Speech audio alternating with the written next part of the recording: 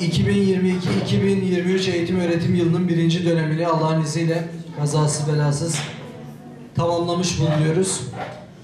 Öğrencilerimizi bu heyecanlı günlerinde yalnız bırakmayan, maddi manevi her konuda destek sunan çok kıymetli İl Milli Eğitim Şube Müdürümüze huzurunuzda teşekkür ederim. Sevgili öğrenciler, öğrencilerimizin değerli velileri, hepinizi saygıyla, sevgiyle selamlıyorum. Bugün bir yarı yılın sonuna geldik. Özel öğrencilerimizin bulunduğu Akşemseddin İşitme Engelliler okulumuzdaki öğrencilerle, öğretmenlerimizle ve velilerimizle birlikte olmak istedik. Bugün burada bulunduğumuzdan dolayı çok da mutluyum. Çünkü her birisi birbirinden değerli öğretmenlerimizde, hatta bu mesela benim özellikle çok merak ettiğim işitme engelli öğrencilere okuma yazmanın öğretilmesi, şarkı, türkü bilmem ne, işaret yoluyla anlaşma gerçekten merak ediyorum. Bunlarla ilgili merak ettiğim bazı hususları da sorup öğrenmek istiyorum. Ayaküstü demin hocamla da görüştük, biraz bir şeyler öğrendik. Burada çalışmak arkadaşlar, ben Muğla Milas'ta da özel eğitime 2,5 yıl baktım. Gerçekten fedakarlık istiyor. Özel öğrencilerimizin biraz özel bir ilgiye, alakaya ihtiyaçları var. Yani bunlarla daha fazla ilgilenmek lazım. Ama onlar bizim başımızın tacı. İnşallah okullarımızda kendilerine günlük hayatları boyunca lazım olacak bilgi, becerileri, deneyimleri öğrenip uygulama fırsatı elde ederler.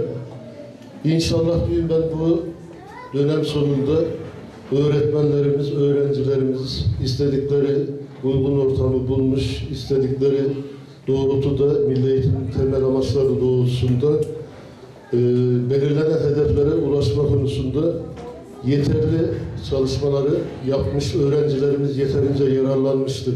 Bu dönemin hayırlı uğurlu olmasını diliyorum.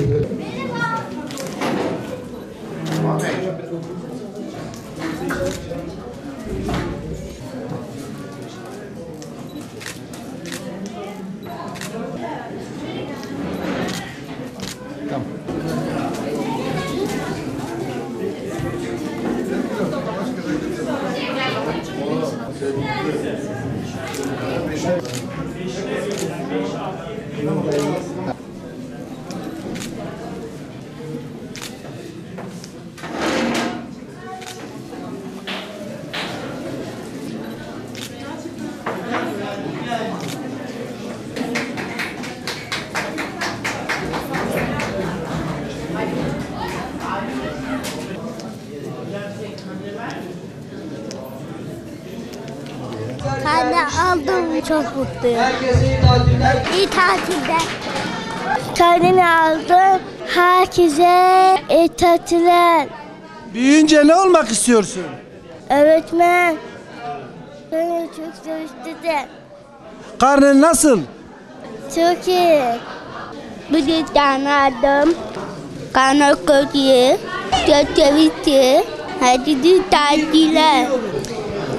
Karnemi aldım, mutlu oldum. Tatilde rahatlayacağım, dinleneceğim, sonra dersler yapacağım, sonra okula tekrar geleceğim, çalışacağım. 2. dönemde de çalışacağım, kazanırım inşallah.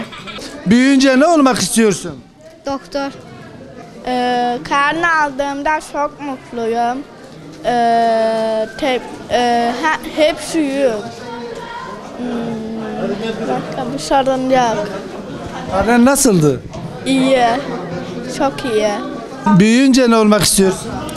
Ana sınıf öğretmeni. İnşallah olabilirim.